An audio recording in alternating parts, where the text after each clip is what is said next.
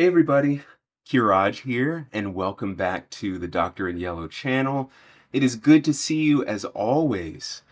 And today I wanted to introduce a tag, and I want to jump straight into it because this is a reflection of something I've been thinking about for a while now, which is how all of us in the tarot community are multifaceted individuals. We have so many different hobbies and interests and pursuits outside of tarot, oftentimes.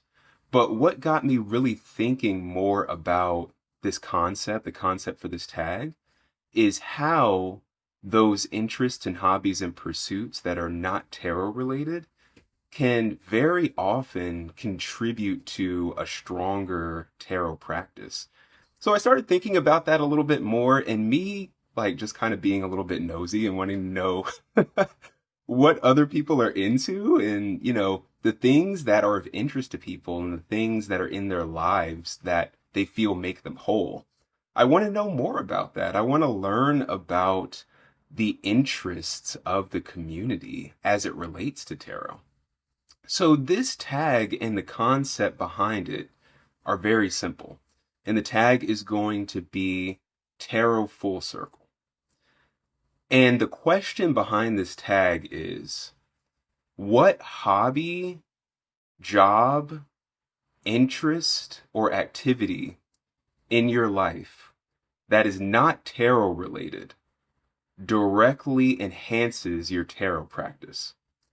So again, what hobbies or interests or pursuits or job do you have in your life that's not related to tarot that enhances your tarot practice? And that's why I'm calling the tag Tarot Full Circle, because I feel that all of the things that make us whole in our lives, all of our different interests and pursuits and activities, even if they don't directly in themselves relate to tarot, I often feel like they contain lessons or help build skills or develop talents that can then be applied to a tarot practice. And so that's what I want to know. That's what I want to know from the community. If you decide to do this tag, I think that would be great because again, I'm nosy and I want to learn about everybody. But I want to contribute my own background a little bit and how it relates to this tag. Because the hobby of mine that is unrelated to tarot directly, but enhances my tarot practice strangely, is bird watching, which in the community we just call birding. And when you hear about bird watching and tarot, of course you would think those two things have nothing to do with each other. But I wanted to briefly talk about how birding has enhanced my tarot practice. So I felt like these two decks, which are the Prisma Visions Tarot and the Night Visions Tarot, both by James R. Eads, would be a good way to demonstrate what I'm talking about when I say that birding has helped my tarot practice. And hopefully, as you listen to a little bit of this, you can think about what hobby or activity in your life that you may think is completely unrelated to tarot actually has helped your tarot practice. Now, these two decks are very similar. James R. Eads has many different decks in his collection. But the Prisma Visions deck, is full color. Both of them are fully illustrated. The Night Visions Tarot is more monochromatic, so it's more of a black and white, which we'll take a look at in a second. And for me, for my purposes, when it relates to birding, the Prisma Visions Tarot, for me, represents more of a daytime implementation of birding skills, and the Night Vision Tarot is more of a nighttime implementation of it. So let me show you what I mean. I'll pull this one to the side just for a moment and get the Prisma Vision cards out. And this is a very widely used deck, so I may not show all of the cards in it. I know with any deck, there are bound to be some individuals who haven't seen it before, so I do want to share some of the cards in it. But the style of this deck is very abstract. And you can see that the art style also contains a lot of different elements, kind of compacted somewhat densely together to make an image that requires you to look very closely in order to see all of the details. And this is something that I really admire and appreciate about this deck because it's not the sort of artwork that you can just look at once, consume it on, just a cursory glance and then see all the details. You really need to take a very close look to understand and see all of the details in the images. And you can see again that abstract style there with very dense imagery and very dense shapes placed compactly together that require you to have a keen eye to see all of the details.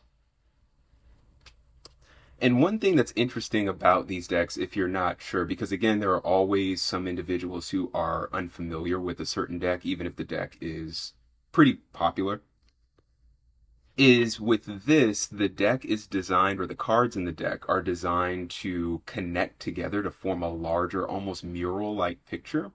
And so I'm showing you the cards individually, but if you lay all of the cards side by side in order of the minor arcana specifically, it'll form a much larger picture.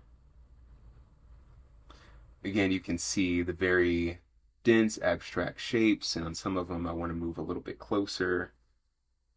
You can see that it's almost kind of a Van Gogh style on a lot of cards where you have to look closely in order to get a full appreciation for all of the shapes and all of the images. And I'm glad that this Page of Wands came up because this is a great example of what I'm talking about.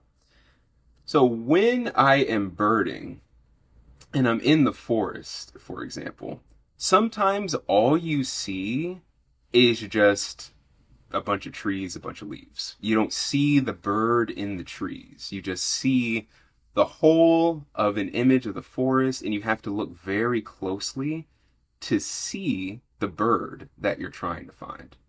And you have to be patient, you have to look closely, and you have to be willing to have a keen eye and very carefully scan your surroundings in order to find what you need to find, the bird in this case. This card and this deck as a whole employs that same skill. So I look at this, and what you initially see on first glance is what looks to be a tree, right? On the side with some leaves and the ground below as well.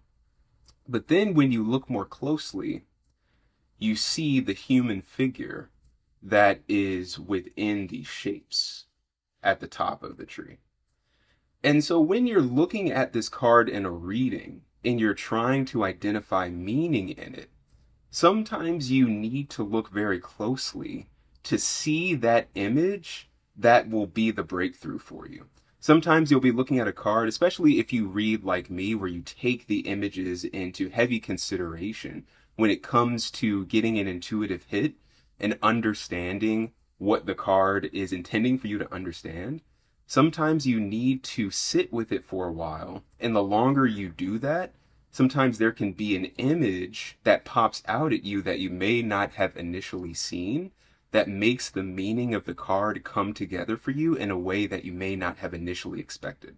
So for me, using this deck is very, very similar to identifying a bird, looking for a bird that I'm trying to find, especially if it's well camouflaged, so that the longer I spend trying to do that, the greater the reward is because I finally see that which I'm looking for.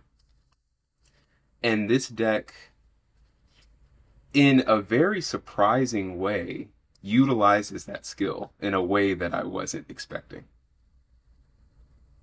So you can see more of the artwork here that is so detailed and beautiful. And I know for a deck like this, it can be difficult for some to read because, again, there's a lot going on in the cards. Again, this is another one. This is the World card. You can see the closer you look, the more pops out at you. And it's exactly like birding for me. The closer you look, the more you find. So I was surprised when I noticed the connection because I said I wasn't really expecting my hobby as a birder to contribute anything to my tarot practice. But here we are, and it does. And it really helped me develop that keen eye that helps me see that which may initially be hidden in a card, which again is super helpful for someone who uses illustrations as contributing to meaning. And I'll show you just a couple more here. And this gorgeous hermit card. But this is an example of what I would consider to be a daytime deck when it comes to utilizing my birding skills. So we have that, but then we have the Night Visions Tarot, which again is very similar to Prisma. They're so similar in some cards that you may not initially notice the differences, but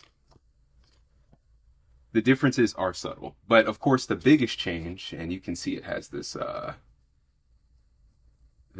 very pretty red gilding on the side. Also, I don't think I showed the silver gilding on the Prisma. Very pretty decks. Yep, this is the Night Visions, and as you can see, this has a monochromatic black and white style.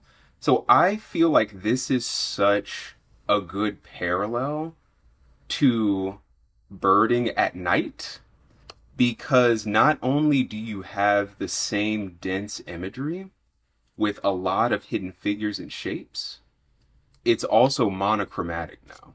So you have the additional layer of darkness that makes finding certain images a little bit more challenging. And so for me, it's almost like birding at night or in the evening. So it really tests your skill to see what you can pick up in a deck when it has perhaps more challenging visual elements. Stunning visual elements, very, very beautiful to be sure, but somewhat challenging if you have some figures that are hidden and woven within the images. It's beautiful Eight of Cups.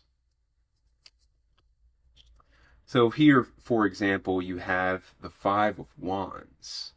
And if you really want to study the card closely, you see, of course, the shapes and the wands themselves, the sky, the expressions on the figures, the river or pond. And it requires you to really slow down to get all the details that you might otherwise miss.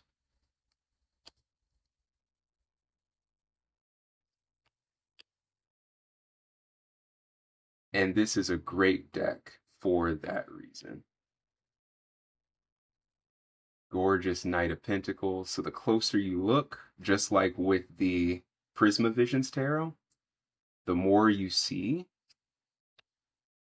And the more you see, the more meaning you can glean from the card.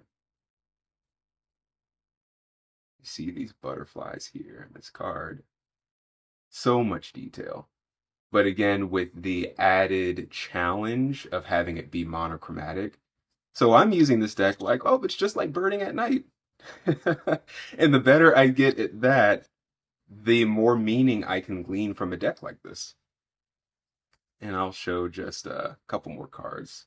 Strength card is a great example of the more you look, the more you see. Obviously, you see the main lion there. But then the closer you look, you see the figure in the back. It's just absolutely beautiful.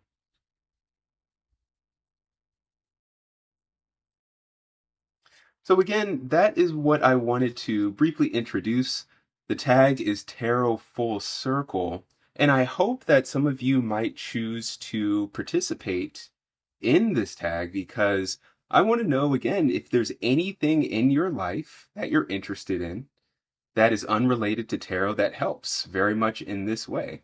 If you're like me and you thought I have this hobby that seems like it has nothing to do with tarot, but yet I find myself using those skills when reading these cards. So let me know if that's the case for you. I would love to hear your experience and hear about how there's a full circle moment in your life when you realize the aspects of your life that all contribute to your tarot practice. So thank you as always for making time for me. I hope to hear from you soon, either in the comments or through a VR, and have a great day. We'll talk soon.